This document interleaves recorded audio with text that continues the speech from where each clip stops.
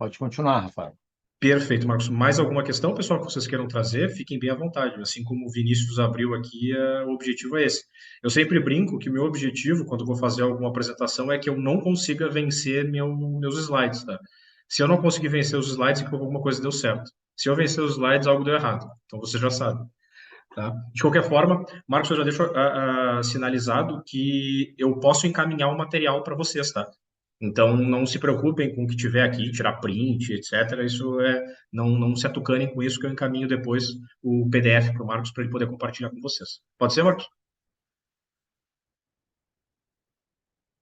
Com certeza. Show, então. Então, beleza. Então, aqui, retomando o tema, voltando aqui para a questão sobre a criação dos mecanismos de proteção dentro desse contrato social. O que é a criação de alçada para o administrador? Alçada é tu dizer o seguinte: administrador, tu é o representante da minha empresa. Mas tu não é o manda-chuva. Tu não pode fazer o que tu bem entender. Tu tem um cercadinho, tu tem uma limitação. Eu vou estabelecer aqui no Rio Grande do Sul a gente brinca, tu tem um brete. Tu vai ter que transitar dentro desse espaço, tá? Fora desse espaço, tu tá extrapolando os teus poderes. E isso é uma maneira de tu encontrar um equilíbrio de interesses. Ao mesmo tempo que o administrador vai estar atuando sempre com o propósito de valorização e de respeito aos seus poderes, os demais sócios que não são administradores têm essa proteção de estar dizendo: olha, eu estou protegido. Se ele for fazer alguma coisa que possa eventualmente conflitar com os meus interesses, ele vai ter que pedir autorização para mim antes. E isso tem que estar no contrato social. E eu logo mais vou explicar para vocês por quê. Outra possibilidade é a previsão de dois ou mais administradores. Por quê? Porque é óbvio, se tu tem dois ou mais administradores, tu vai ter essa divisão de poderes. Tu traz uma regra mais democrática para isso, porque esses administradores vão atuar em conjunto e vão ter que ser convocados para tomar decisões em conjunto para evitar que tudo fique muito pessoalizado e tu cria praticamente um ditador dentro da empresa, o que ninguém quer, por razões óbvias. Tá? E aí, justamente, nós temos o terceiro requisito, que é a exigência de assinatura conjunta de mais de um sócio para que certos atos sejam praticados. Então, eu já vou trazer para vocês um exemplo aqui de quando que isso se aplica, tá? Esse é um exemplo de uma cláusula substitutiva daquela outra cláusula padrão que eu trouxe para vocês. Isso aqui é uma cláusula que eu brinco que é uma cláusula preguiçosa, tá? Essa é uma cláusula detalhada. Porque essa cláusula vai deixar para vocês o seguinte: ela vai dizer que o administrador ele tem que respeitar essas limitações que foram pré-determinadas no contrato social. Tudo que estiver aqui, ele não pode fazer sozinho. Então, ele vai precisar buscar a assinatura de dois sócios em conjunto para ele poder praticar. Por que que isso é tão importante estar no contrato social, pessoal? Porque o contrato social, ele é um documento que vai na junta comercial. Como ele vai ser registrado na junta comercial, é um documento que é um documento público. Qualquer pessoa tem acesso a esse documento. E ele é deliberadamente público. Porque quando tu vai contratar com uma empresa, é muito importante que tu exija esse contrato social para tu saberes justamente quais são os poderes desse administrador. Vamos imaginar que uma outra empresa contrata com essa startup aqui. E ele não pede o contrato social. E quando tem lá o contrato social, está estabelecendo que para a prática de algum desses atos aqui, precisa da assinatura conjunta de dois sócios. E aí coloca lá, por exemplo, um empréstimo de 30 mil reais. Já vai ter descumprido o item B. Pode falar, Marcos, depois eu retomo. É, o Eduardo ele mandou uma pergunta aqui no chat. O que você acha da contabilidade de portas abertas? E isso consta no contrato da empresa. Eu não entendi o restante. Ele perguntou: o que você acha da contabilidade de portas abertas? Não sei se o Eduardo quer. O Eduardo Assunção? Isso, é porque ele está com um problema no áudio, lá na máquina dele. Ah, tá. Tá, perfeito, Eduardo. Se conseguirem me lembrar um pouco melhor como é que funciona a contabilidade de portas abertas, porque eu não tô me vindo à cabeça, se conseguir me explicar para poder dar o retorno e explicar o meu ponto de vista.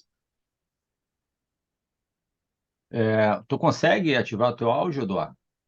Tem como você dar um jeito aí e ativar? Ele mandou a pergunta no chat, né? O que que você acha da contabilidade de portas abertas? E isso consta ou constar no contrato da empresa? Ah, mostrar todas as contas na internet. Tá, eu imaginei que seria algo nessa linha. É, é uma questão sensível, tá? O que que eu Mas tenho isso para se dizer? aplica, isso se aplicaria mais o quê? A uma ONG ou algo do tipo? É que, na verdade, o que que acontece? Depende da instituição, tá? Empresas que utilizam de alguma forma recursos públicos, elas têm exigência de prestar contas a respeito das suas movimentações financeiras, e seus demonstrativos contábeis em geral. Além disso, empresas que estão listadas na bolsa têm que fazer esse tipo de disclosure, porque por uma questão de viabilizar que terceiros tenham informações suficientes para tomar suas decisões de investimento, porque afinal de contas as suas participações estão sendo transitadas, estão sendo transacionadas no mercado secundário da bolsa de valores. Só que uma empresa de capital, que a gente chama empresa de capital fechado, essa regra, eu sinceramente tenho as minhas dúvidas sobre até que ponto que isso é positivo. E eu destaco alguns pontos relevantes sobre isso. O primeiro deles é sob um ponto de vista de diferenciais competitivos.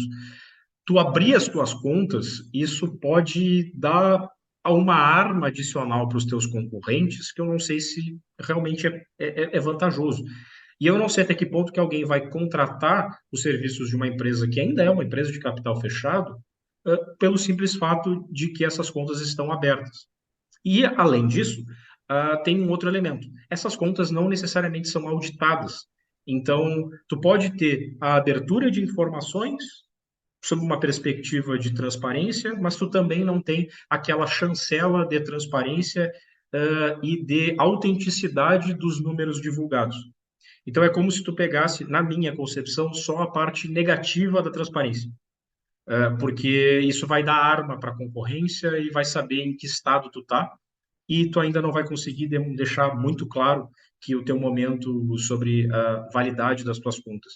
E pode ser que alguém muito bem deixe de contratar com a tua empresa, porque especialmente startups numa fase inicial não tem demonstrativos contábeis que inspiram muita É, confiança, né? ele Muitas falou das vezes que são negativas. então, ele falou que então depende, se for o caso, do momento, se for uma necessidade, teria que ter um momento certo para isso também, né? Eu entendo que sim, até porque vamos um pouco além aqui, porque eu acho que isso é legal de comentar. Quando a gente vai falar sobre a parte de contratos de investimento, um dos diferenciais que o investidor vai ter em relação aos terceiros vai ser que ele vai ter o direito a exigir os demonstrativos contábeis. Ele vai poder exigir DRE, ele vai poder exigir balanços contábeis, ele vai poder exigir o balanço anual, ele vai poder exigir o que ele quiser. Reportes trimestrais, reportes semestrais, dependendo do que tiver previsto em contrato. Se isso for de conhecimento de terceiros e tu colocar isso na tua realidade, pode ser que muitos investidores não queiram investir em ti, porque essas informações sensíveis estão vazando para potenciais concorrentes. Então, o que originalmente seria talvez visto com bons olhos, pode ser que seja algo visto como negativo por potenciais investidores, que não querem que essas informações sensíveis fiquem vazando para terceiros. Então É, tem e que eu ver, acho tem também, que combinar. complementando aí a sua fala, Rafael, tipo, né? Digamos que eu sou concorrente dessa empresa aí, por exemplo, que ele vai expor a transparência, vamos dizer assim. Ali vai ser um termômetro para mim saber se o negócio é bom ou não, não é verdade? Exatamente, exatamente, concordo 100%. Então, olha, se eu fosse, trocando em miúdos, tá? Só para a gente não ficar andando em círculos e eu só contextualizar meu ponto de vista e não ser objetivo. Minha percepção, na minha opinião pessoal, e eu faço isso com todo o respeito a opiniões divergentes, eu não recomendaria para clientes meus fazerem isso, a menos que haja obrigatoriedade imposta por lei, determinação da CVM para fazer isso. Mas eu acho que, mas é uma opinião minha e eu respeito 1000 vezes, 1000%, opiniões divergentes, tá? Beleza, pode continuar, fica à vontade. Eu só acho que o Eduardo levantou a mão ali. Eduardo, tu consegue falar? Não, ele bateu palmas para você. Ah, tá, beleza, que tinha levantado a mão ali, tá, perfeito. Obrigado, Eduardo. Então tá ótimo.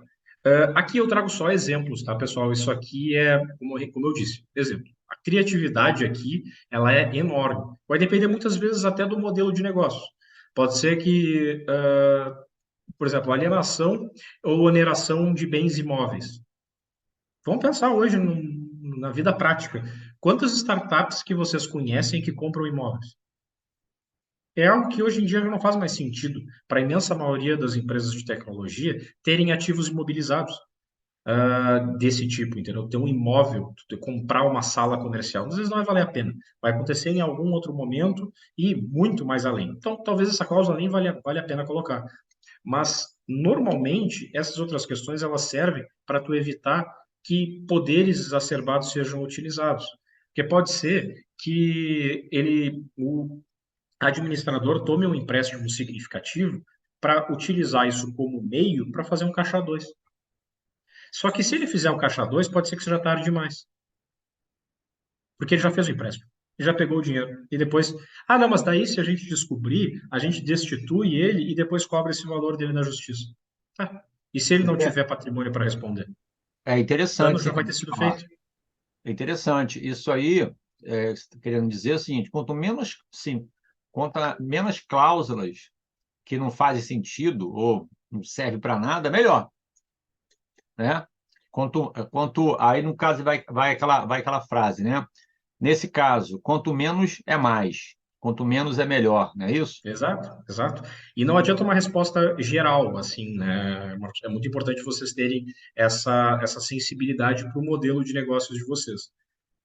A gente tem uma lista com diversas hipóteses para serem trabalhadas pelos empreendedores. Todos os nossos clientes, quando a gente vai elaborar essa cláusula, a gente diz, olha, a gente tem essas hipóteses aqui. Vamos pensar o que vocês acham que faz sentido para vocês. Se quiserem colocar uma lista gigantesca, coloca. Coloca, porque quanto maior a tua lista, em certa medida tu vai dizer aí, administrador, todo o resto, tudo que tiver aqui dentro, para tu fazer isso, tu vai ter que pedir permissão para mim. Tem que pedir a benção. Se eu não te der a benção, tu não pode executar. E aí, qual é a vantagem? Se porventura a outra empresa assinar o contrato descumprindo o contrato social da startup, a empresa, a startup, para se proteger, pode alegar que o contrato que foi firmado em descumprimento do contrato social, ele é ineficaz. Porque, olha, tu assinou o contrato, tu não leu o meu contrato social, sinto muito. Sinto muito, tu descumpriu uma cautela básica. Isso às vezes acontece, inclusive, com instituição financeira. Por isso que muitas das vezes, quando tu vai celebrar um contrato com uma empresa, a empresa vai dizer, olha, eu preciso dos teus atos constitutivos. Me traz o teu contrato social atualizado para saber se tu, administrador, tem poderes para assinar esse contrato. Se eles não fizerem isso, a chance de eventualmente tu conseguir na justiça afastar o débito são enormes. Inclusive, nós temos atualmente 2 ou 3 processos recentes com esse mesmo objeto. Da empresa entrando contra instituições financeiras, contra o Santander e o Bradesco, com esse cenário. Ex-administrador celebrou o contrato tomando um empréstimo que ele não tinha poderes para tomar. Então, são questões que acontecem diariamente.